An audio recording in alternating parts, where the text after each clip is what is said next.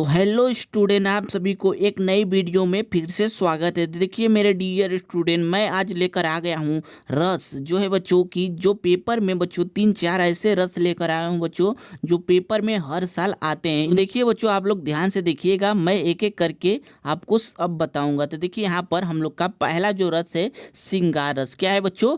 सिंगार रस। तो देखिए बच्चों, इसको एक एक करके समझते हैं। यहाँ पर बहुत ही सरल ढंग से और सरल शब्दों में समझाऊंगा बच्चों। तो यहाँ पर देखिए कि हम लोग का श्रृंगार रस जब विभाव अनुभाव तथा संचारी भाव के संयोग से रति नामक भाव उत्पन्न होती है, जिसे श्रृंगार रस कहते हैं। क्या कहते हैं बच्चों की? श्रृंगार रस कहते हैं। तो देखिए यहाँ पर एक बार फिर से कि जब विभाव अनुभाव तथा संचारी भाव के संयोग से रति नामक भाव उत्पन्न होती है। क्या होती है बच्चों? रति नामक भाव उत्पन्न होती है, जिसे श्रृंगार रस कहते हैं। तो देखिए बच्चों, उदाहरण आप लोग देख लीजिए। बहुत ही सरल उदाहरण लेकर आया हूँ बच्चों, आपको तुरंत समझ में आ जाएगा। तो देखिए उदाहरण इसका क्या होगा। तो देखिए यहाँ पर कि मेरे तो गिरधर गोपाल दूसरो न कोई, जाके सिर मोर मुकुट मेरा पति होय। देखिए बच्चों की यहाँ पर मीरा जो कह रही हैं कि मैं तो गोपाल को अपना पति मान चुकी हूँ और दूसरा कोई नहीं है मेरा। तो यहाँ पर इसका ये अर्थ है। तो देखिए बच्चों, एक बार फिर से देख लीजिए इसको कि मेरे तो गिरधर गोपाल दूसरो न कोई, जाके सिर मोर मुकुट मेरा पति होय। तो देखिए बच्चों, इसका उदाहरण और इसकी परिभाषा इतना बस आपको लिखना है। आपको बच्चों 2 नंबर आपको पक्के हो जाएंगे। बस इतना लिखना रहता है बच्चों, आपको और कुछ नहीं लिखना होगा। तो आप लोग इसे जरूर लिखिएगा। तो देखिए बच्चों, आपको एक बार फिर से आपको श्रृंगार रस की परिभाषा को समझा दे रहा हूँ कि जब विभाव अनुभाव तथा संचारी भाव के संयोग से रति नामक भाव उत्पन्न होती है, जिसे श्रृंगार रस कहते हैं। क्या कहते हैं बच्चों?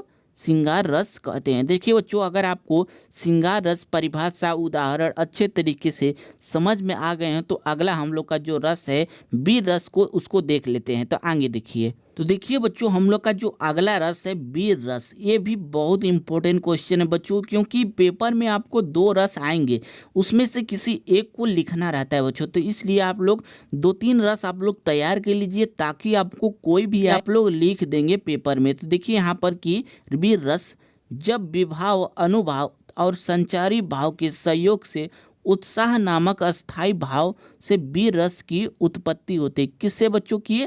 उत्साह नामक अस्थाई भाव से वीर रस की उत्पत्ति होती है। तो एक बार फिर से देख लीजिए इसको कि जब विभाव अनुभाव और संचारी भाव के संयोग से उत्साह नामक अस्थाई भाव से वीर रस की उत्पत्ति होती है। उत्साह नामक अस्थाई भाव से वीर रस की उत्पत्ति होती है। देखिए बच्चों, अगर आपको परिभाषा अच्छे तरीके से समझ में आ रहे हैं, तो आप लोग चैनल को जरूर सब्सक्राइब कर लीजिए बच्चों, ताकि आप लोग ऐसे ही इम्पोर्टेंट टॉपिक पे वीडियो पाते रहें बच्चों। तो देखिए बच्चों, इसका उदाहरण क्या होगा यहाँ पर कि यहाँ पर देख लीजिए आप लोग ढंग से उदाहरण को कि बुंदेले हर बोलो के मुख हमने सुनी कहानी थी, खूब लड़ी मर्दानी वो तो झांसी वाली रानी थी। क्योंकि ये बहुत सरल है बच्चों, ये आप लोग, इसलिए मैं आपको इसको लेकर आया हूँ। आप लोग को बहुत सारे जो है उदाहरण मिलेंगे, लेकिन ये बच्चों बहुत सरल उदाहरण है, आप लोग को तुरंत याद हो जाएंगे। इसलिए आप लोग इसे उदाहरण को जरूर याद कीजिएगा कि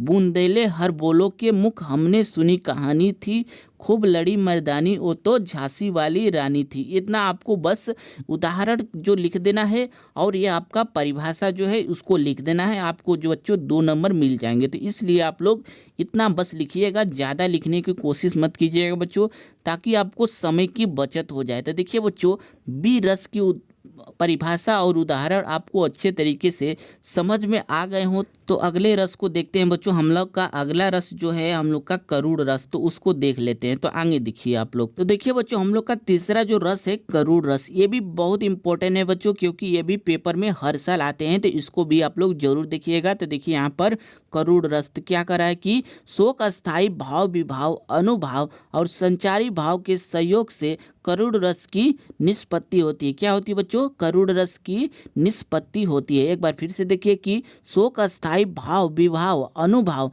और संचारी भाव के संयोग से करूड़ रस की निष्पत्ति होती है। क्या होती है बच्चों? करूड़ रस की निष्पत्ति होती है। और देखिए बच्चों, इसके उदाहरण को आप लोग देखिए ध्यान से कि उदाहरण में क्या होगा।